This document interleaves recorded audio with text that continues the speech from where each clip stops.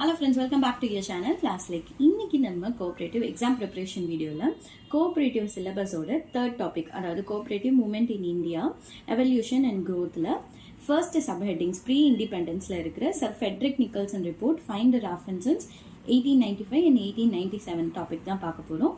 So next வீடியோவில் next topic வந்து நம்ம சிலபஸில் இருக்கிறத கவர் பண்ணிக்கலாம். ஓகேங்களா, ஃபைன். வீடியோக்குள்ள போகிறதுக்கு முன்னாடி நம்ம சேனலை ஃபர்ஸ்ட் டைம் பார்க்குறீங்க அப்படின்னா மறக்காமல் சப்ஸ்கிரைப் பண்ணிக்கோங்க. ஓகே ஃப்ரெண்ட்ஸ், வாங்க இப்போ நம்ம வீடியோக்குள்ளே போகலாம். ஸோ இன்னைக்கு topic sir Frederick Nicholson report, அதாவது ஃபைண்ட் த ரெஃபரன்சஸ் 1895 அண்ட் 1897. ஓகேங்களா. So Friedrich Nicholson report first வந்து இந்த சார் ஃபெட்ரிக் நிக்கல்சன் யாரு அப்படின்னு பார்த்தீங்கன்னா, அப்போ இருந்த ஐசிஎஸ் ஆஃபீஸர், அதாவது சிவில் சர்வீஸ் ஆஃபீஸர் வந்து அப்போ இருந்த சிவில் சர்வீஸ் ஆஃபீஸர் தான் இந்த ஃபெட்ரிக் நிக்கல்சன்.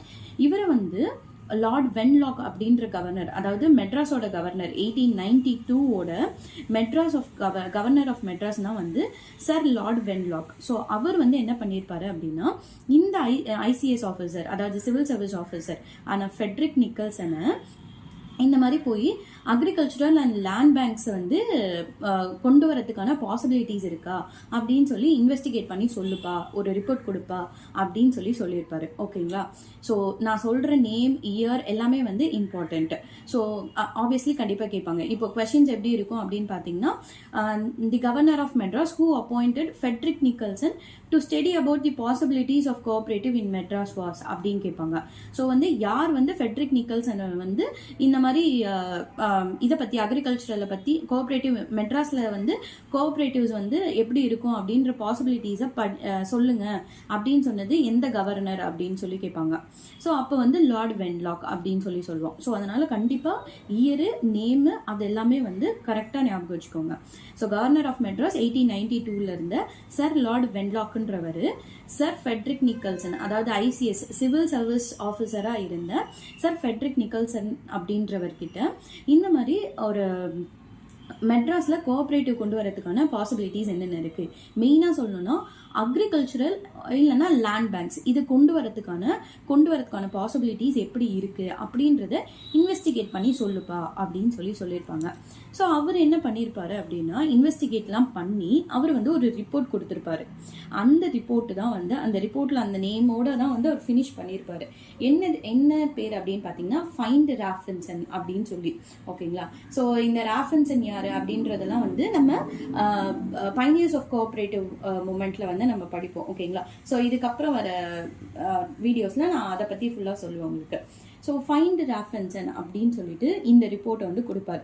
1895லையும் 1897லையும் வந்து இந்த ரிப்போர்ட்டை வந்து சப்மிட் பண்ணியிருப்பாரு. இவர் வந்து ஜெர்மனியோட கோஆபரேட்டிவ்ஸ் மாதிரியே நம்ம நாட்டுக்கு கோஆபரேட்டிவ்ஸ் வந்து தேவை அப்படின்ற மாதிரி சொல்லியிருப்பாரு. இப்போ ராஃபின்சன்ஸ், அப்புறம் சூல்ஸ், இவங்கள மாதிரியான சொசைட்டிஸ் வந்து நம்ம ஆரம்பிக்கணும், அதெல்லாமே வந்து நம்ம நாட்டுக்கு ரொம்ப அவசியம் அப்படின்னு சொல்லியிருந்திருப்பாரு அவரோட ரிப்போர்ட்ல. ஓகேங்களா, ஃபைன்.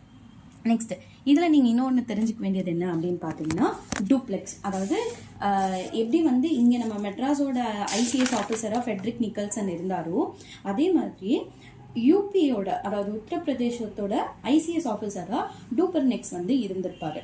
அவர் வந்து என்ன பண்ணியிருப்பாருன்னா 1900s, அதாவது 1900s இயர்ல அவர் வில்லேஜ் பேங்க் அப்படின்னு சொல்லி ஒன்று ஸ்டார்ட் பண்ணியிருப்பாரு. ஓகேங்களா. அண்ட் அதே மாதிரியே அவர் வந்து ஒரு புக்கும் பப்ளிஷ் பண்ணியிருப்பாரு.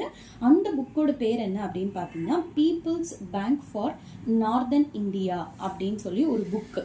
அந்த புக்கையும் வந்து அவர் பப்ளிஷ் பண்ணியிருப்பாரு. ஸோ இது எல்லாமே அந்த புக்ஸு, அதுக்கப்புறம் ஃபெட்ரிக் நிக்கல்சன் சாரோட ரிப்போர்ட்ஸு அண்ட் அதோட ரெக்கமெண்டேஷன்ஸ், இதெல்லாம் வச்சு தான் வந்து நம்மளோட கோஆப்ரேட்டிவ் மூமெண்ட் வந்து டெவலப் ஆக ஆரம்பிச்சிச்சு, வர ஆரம்பிச்சிச்சு, நம்மளுக்கு யூஸ்ஃபுல்லாக இருக்க ஆரம்பிச்சிச்சு. ஓகேங்களா.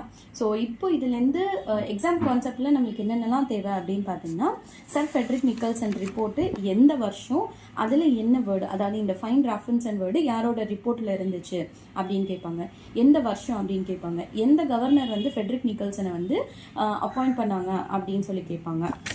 அண்ட் அதே மாதிரியே வந்து என்ன பேப்பர் வந்து டூப்பர்நெக்ஸ் வந்து பப்ளிஷ் பண்ணாங்க அப்படின்னு சொல்லி கேட்பாங்க, அந்த புக்கோட பேர் என்ன அப்படின்னு சொல்லி கேட்பாங்க. அண்ட் அதே மாதிரி எப்போ வந்து டூப்பர்நெக்ஸ் வில்லேஜ் பேங்க் ஸ்டார்ட் பண்ணாரு அப்படின்னு சொல்லி கேட்பாங்க. ஸோ இதெல்லாம் தான் வந்து இந்த ரெண்டு டாபிக்ஸில் இருக்கிற இம்பார்ட்டன்ட் கொஸ்டின்ஸ். ஓகேங்களா. ஸோ ஃபைன், இன்னைக்கு வந்து உங்களுக்கு சர் ஃபெட்ரிக் நிக்கல்சன் ரிப்போர்ட்டும் ஃபைண்ட் ராஃபின்சன்ஸ் ரிப்போர்ட்டும் வந்து ஓரளவுக்கு புரிஞ்சிருக்கும் அப்படின்னு சொல்லி நினைக்கிறேன். ஸோ இதில் உங்களுக்கு ஏதாவது டவுட்ஸ் இருந்துச்சுன்னா கீழே கமெண்ட் செக்ஷனில் கேளுங்க. நெக்ஸ்ட் வீடியோ வந்து மெக்லகன் கமிட்டி ஆன் கோஆப்ரேஷன் 1914.